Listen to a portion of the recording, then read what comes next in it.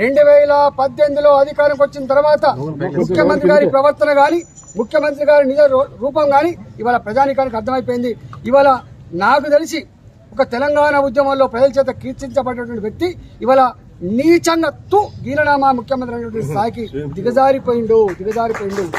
ఇవాళ ఒకనాడు ప్రగల్భాలు పలికినావు తెలంగాణ గాంధీగా మిగిలిపోవాలని చెప్పి. ఇవాళ తెలంగాణ గాంధీ కాదు కదా, తెలంగాణ ద్రోహిగా ఇలా మిగిలిపోయిన విషయం అర్థం చేస్తుంది. ఇలా ప్రగతి భవన్లో అద్దాల మెడలో కూర్చుంటానికి ఇవన్నీ కూడా అర్థం కావు.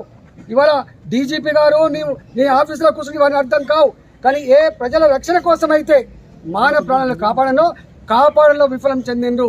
ఇవాళ రాజీనామా చేయవలసింది ముఖ్యమంత్రి మాత్రమే కాదు, రాజీనామా చేయాల్సింది ప్రభుత్వం మాత్రమే కాదు, లా అండ్ ఆర్డర్ని కాపాడంలో ప్రజలకు విశ్వాసం కల్పించడంలో డీజీపీ గారు కూడా విఫలమైనట్టుగా మేము భావిస్తా ఉన్నాం. ఒక్క నిమిషం కూడా అలాంటి మీరు కుర్చీలో కూర్చున్నటువంటి అధికారులు లేదని చెప్పి నేను హెచ్చరిస్తా ఉన్నా.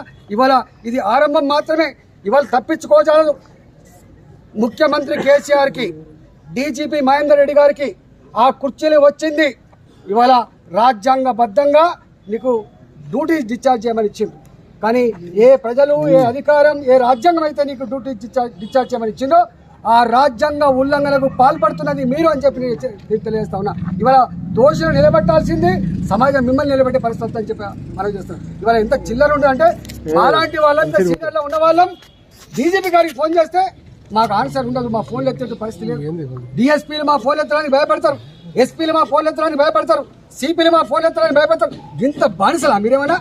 ఇంత బానిసలా మీరు ప్రజల డబ్బులు ఇవాళ పన్నుల రూపంలో కడితే జీతాలు తీసుకున్న విషయం మీరు మర్చిపోకండి. మేమైనా మీరైనా ప్రజలకు జీతగాలమైన విషయం మీరు మర్చిపోతున్నారు. మీ పోలీస్ స్టేషన్లు అడ్డం పెట్టుకొని ఇవాళ ఎంత నీచాలు కొట్టుకుంటున్నారో అర్థమవుతా ఉంది. ఇవాళ అధికార పార్టీ వాళ్ళు ఇసుక కొట్టుకుంటే వదిలిపెడతారు, ప్రతిపక్ష పార్టీ వాళ్ళు ఇసుక కొట్టుకుంటే మద్దతు తీసుకుపోయి లోపలేస్తారు. ఎంత నీచమండి. ఈ అరాచకాల గురించి చెప్తే ఉండదు. కానీ ఒక్కడి మాత్రం ఇవాళ గుర్తు చేసుకున్నా, హుజురాబాద్లో అక్రమంగా సంపాదించారు ఈ జిల్లా మంత్రి ఒక ఆయన అంటాడు, మా పరిపాలన న్యాయబద్ధమైన పరిపాలన, నా పరిపాలన సత్య హరిశ్చంద్రకు మారిపోయిన పరిపాలన. మిస్టర్ హరీష్ రావు, నేను అడుగుతున్నా ఈ గడ్డ మించాలి, నా దగ్గర అక్రమంగా ఖర్చు పెట్టిన 600 కోట్ల రూపాయలు నీ ఆస్తం మీద ఇచ్చినవా, నీ మామ ఆస్తం మీద ఇచ్చినవా? ఒకసారి చెప్పగలవా అని చెప్పి అడుగుతా ఉన్నా. 4000 కోట్ల పైచలకు ప్రభుత్వ ఖజానా నుంచి స్కీముల రూపంలో ఇచ్చినావు. 100 మంది మఫ్టీలో ఉన్న పోలీసులు, 100ల సంఖ్యలో ఉన్నటువంటి ఇంటెలిజెన్స్ పోలీసులు గ్రామాల్లో చుట్టుముట్టి ఇంటింటిని మీరు కౌన్సిలింగ్ చేసి ఒక్కొక్కరిని భయభ్రాంతి గురి చేసినా కూడా కర్రుగాల్చి వాత పెట్టిన బుద్ధిరాని పార్టీ బుద్ధిరాని రాలేదు. ఇవాళ హుజురాబాద్ ఒక హుజురాబాదే కాదు, రేపు యావత్ తెలంగాణ అంతా కూడా హుజురాబాద్లో ఏం జరిగిందో అదే రిపీట్ చేయబోతున్న విషయం మీరు మర్చిపోకండి. ఒకనాడు మిమ్మల్ని ఆదరించారు, రేపు తెలంగాణ పల్లెల్లో తరిమి కొట్టే రోజు వస్తుంది, గుర్తుపెట్టుకోండి.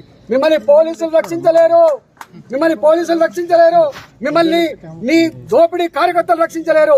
రక్షించే సత్తా ప్రజలకే ఉండే ఇవాళ ప్రజలు తరిమి కొట్టాలని చెప్పి సిద్ధపడ్డారు. కాబట్టి ఇప్పటికైనా మర్యాదగా నేను డీజీపీ గారిని డిమాండ్ చేస్తా ఉన్నా. ఇవాళ మొత్తం తెలంగాణ వ్యాప్తంగా, అది సిరిసిల్లలో కావచ్చు, ఖమ్మంలో కావచ్చు, మా దగ్గర ఒక పిల్లగాడు చనిపోయిండు మా జమ్మిగుంటలో, ఇవాళ ఇక్కడ కావచ్చు, ఇవన్నీ హత్యల మీద మీకు నిజాయితీ ఉంటే, చిత్తశుద్ధి ఉంటే, డ్యూటీ మీద మీకు ధర్మమే ఉంటే విచారణ జరిపించండి, దోషులను కఠినంగా శిక్షించాలని చెప్పి డిమాండ్ చేస్తా ఉన్నా. ఇవాళ మరొకసారి డిమాండ్ చేస్తున్నా, కుటుంబ సభ్యుడు డిమాండ్ చేసినట్టుగా ఇవి ఆత్మహత్యలు కావు, ఇవి ప్రభుత్వం విఫలం చెంది కలెక్టర్కు దరఖాస్తు ఇచ్చిన, ఎస్పీకి దరఖాస్తు ఇచ్చిన, డిఎస్పీకి మొరబెట్టుకున్న, సిఐలే నేరుగా సెల్ ఫోన్లు గుంజుకొని మొత్తం రికార్డు అంతా తీసుకొని వీళ్ళని భయపెట్టించే నీచాన్ని కొడిగడుతుంటే పోలీస్ స్టేషన్లో ప్రజలను ఆదుకుంటారా? పోలీస్ స్టేషన్లో ప్రజలు వేధిస్తారు అర్థమవుతా ఉంది. గంత నీచమైన డ్రెస్ వేసుకొని ఉండడానికి ఆస్కారం లేదు. గంత నీచమైన ఒక రోజు కూడా ఒక పూట కూడా ఆ డ్యూటీలో కొనసాగే అధికారం లేదు. కాబట్టి మీకు నిజాయితీ ఉంటే మీరు తక్షణమే ఇలా ముఖ్యమంత్రి గారు జిల్లా కాబట్టి ముఖ్యమంత్రి గారిని డిమాండ్ చేస్తా ఉన్నా, డీజీపీ గారిని డిమాండ్ చేస్తున్నా, దీని మీద సమగ్రంగా ఎంక్వైరీ చేసి ఆ దోషులని హత్యానేరం కింద అరెస్ట్ చేయాలని చెప్పి, శిక్ష పట్టడి చేయాలని చెప్పి మేము డిమాండ్ చేస్తా ఉన్నాం. భారతీయ జనతా పార్టీ ఇప్పటి నుంచి ఎక్కడ తెలంగాణ వ్యాప్తంగా ఏ ప్రజల మీద కానీ కార్యకర్తల మీద కానీ ఇట్లా దౌర్జన్యాలు దుర్మార్గాలు జరిగితే చీల్చి చెండాడతామని చెప్పి హెచ్చరిస్తా ఉన్నా. అధికారం మీకు ఎవరిచ్చిన అధికారం?